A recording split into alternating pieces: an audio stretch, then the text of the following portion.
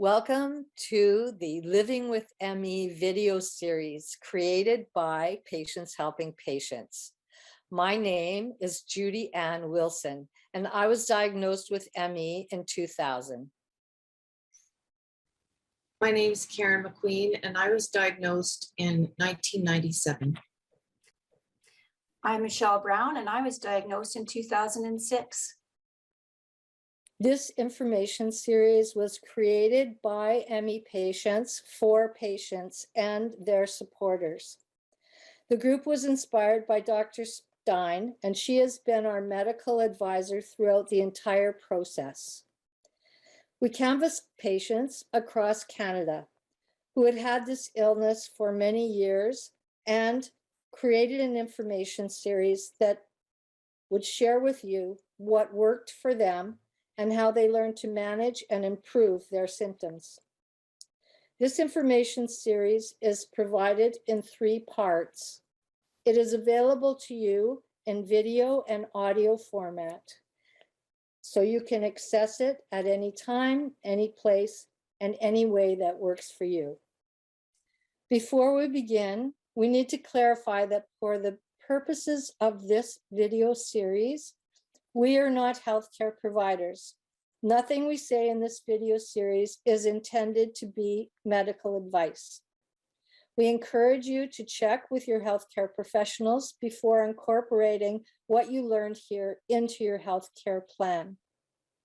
We'd also like to let you know that because we all have ME, we will mostly be reading the material that we have been sharing in classes over the last 3 years. ME needs ongoing recognition, research, and funding. In the meantime, what patients have been using is self-management strategies.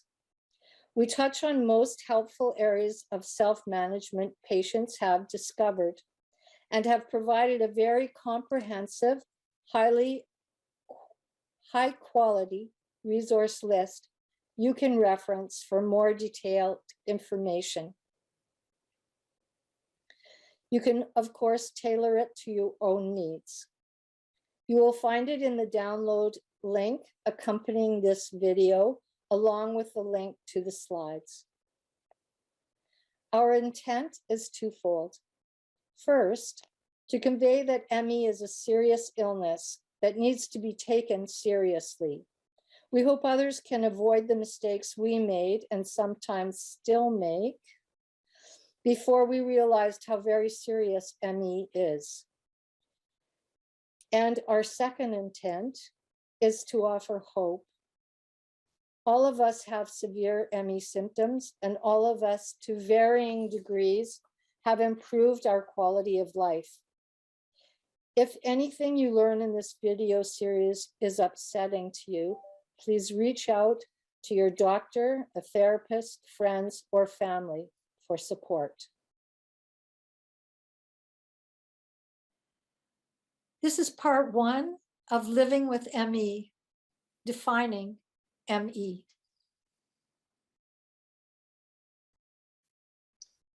You may hear this illness called myalgic encephalomyelitis, or ME, myalgic encephalomyelitis chronic fatigue syndrome, or ME-CFS, chronic fatigue syndrome, or CFS, chronic fatigue immune deficiency syndrome, or CFIDS, or systemic exertion intolerance disease, SEID. And for the purposes of our presentation, we're just going to refer to it as ME. Healthcare professionals know very little about ME. They don't know what it is, they don't know what causes it, and they don't know how to treat it. However, they do know that something is wrong with us. And in Canada, the illness has not only been defined, there's also a growing movement to educate healthcare professionals so that treatment will improve. It's important to note that ME expresses differently in each person. You may have mild, moderate, severe, or even very severe ME. How you experience ME may be different than it is for another person with the same level of illness.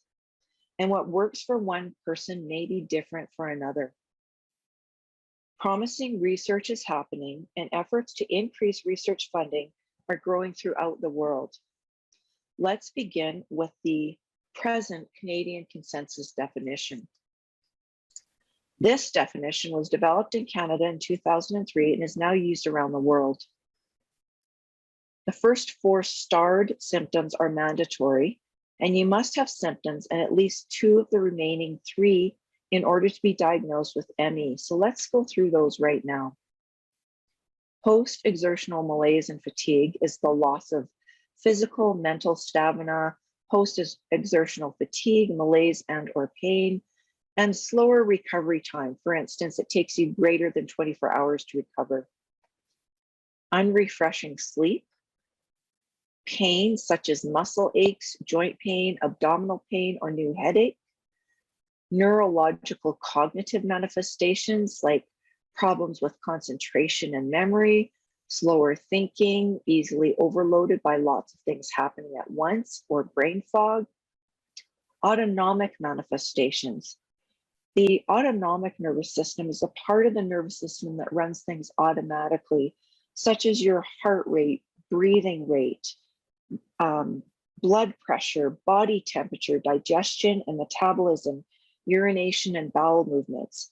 It can affect any body part or process, and some of the autonomic manifestations a person with ME might experience could be things like dizziness, irregular heartbeat, or irregular bowel and bladder, for instance.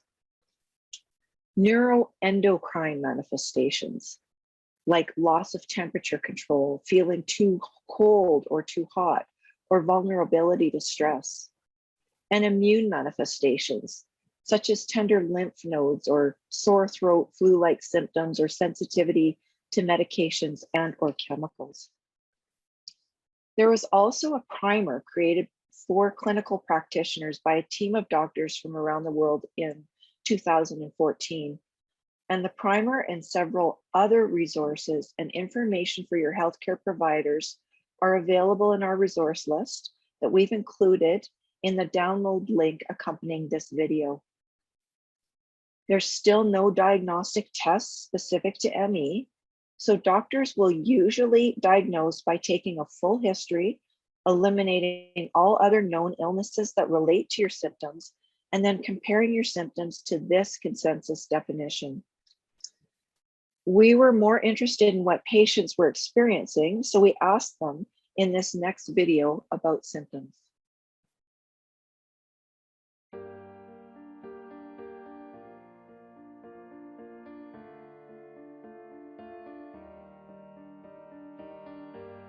Okay, the most challenging symptoms for me have been the impact on my brain. Daily unremitting fatigue, And one day I just couldn't get out of bed. not being able to remember, Food allergies and intolerances. Feeling much older than my age. Such intense debilitating pain, I want to die. Debilitating vertigo attacks. Dizziness and lightheadedness. many kinds of pain, traveling, burning, stabbing, Frequent falling. Muscle weakness. Digestive issues. Like diarrhea, cramps, bloating.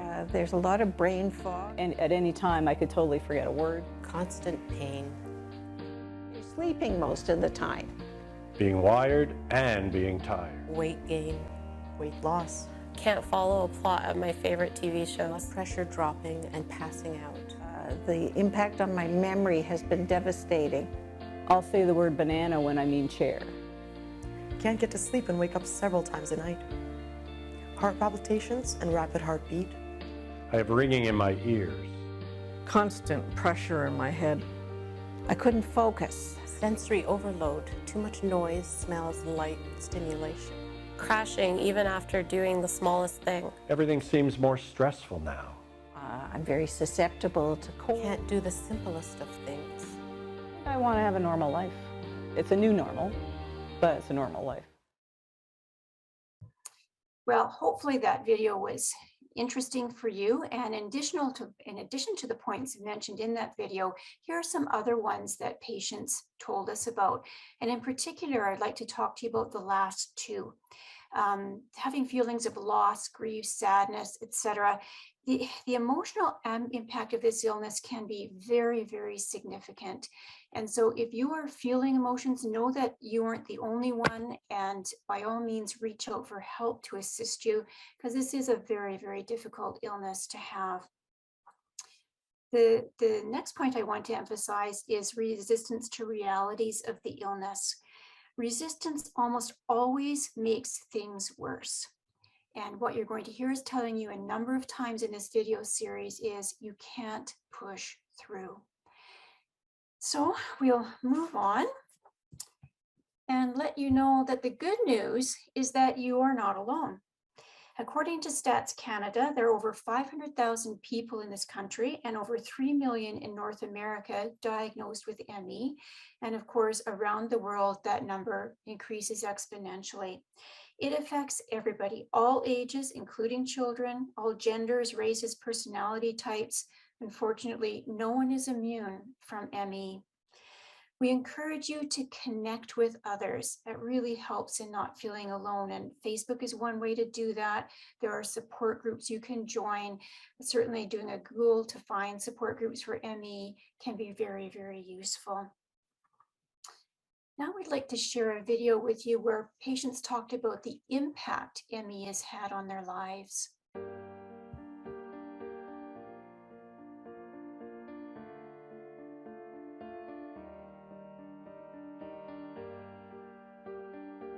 People don't look at us and see that we're ill. I had a job that was very challenging and totally reliant on my brain and my ability to think and be analytical and to focus. It was all about thinking, and I just couldn't do it anymore. The month of December, I was sick for 28 days. Can't be around strong smells, perfumes, or I get very, very sick. I lost a career. I lost lots of friends. I feel alone and isolated. I get so discouraged. I've had to give up so much. A lot of my identity was focused on my job and what I was able to do there. I feel alone and isolated. Trying to make plans in advance are very difficult. I sat down today to use the computer, and by the time I had the computer turned on, I had forgotten why I was sitting there. I'm forced to spend my retirement fund just to live. I can't do as much as I used to be able to do. Living in constant pain is tiring and frustrating. At times, I'm desperate for relief. Laundry, housekeeping, all these things have to be fit in as my energy allows. I don't even know if I'll ever get my life back. I'm sad and I'm angry with my life, and it isn't what it used to be. Unable to do many things I want to do. I need to sleep or lie down for most of the day. My quality of life is very low. On bad days, I feel suicidal. Life just isn't worth living. Many tasks take much longer than they used to. My social life has disappeared. I'm easily overwhelmed. You know, my activities are limited by the amount of fatigue that I feel. Some days I can't even brush my teeth. I had to give up things I like travel and sports and going to events. I can't do as much as I used to be able to do. Sometimes I'm too tired to even think about food. I'm easily overwhelmed. Showering can be too exhausting. Can't wash my hair as often as I want. I can't drive anymore. I've lost my independence. My family doesn't believe I'm ill. My spouse and children, they don't understand. I've lost my dream job. I'll never get it back. I've become very unreliable, often canceling plans. People that look at me and see me as having a normal life, they have no clue.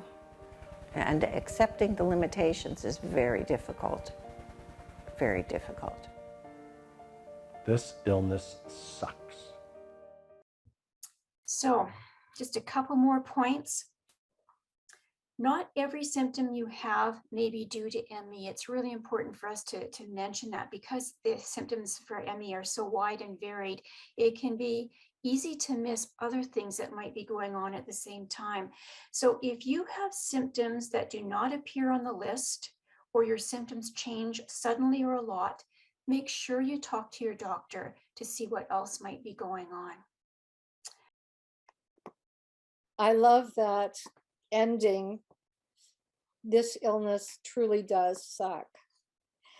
These are the most common and important things that patients across Canada told us they wish they had known when their symptoms first began. We begin by talking about acceptance, and what was mentioned numerous times by every one of the patients we talked to was that until they came to a point where they totally accepted what was going on in the moment for them with this illness, they had nowhere to begin and start to actually heal. The more we push through the fatigue and the more we keep pushing past the pain and other symptoms, the worse they will get.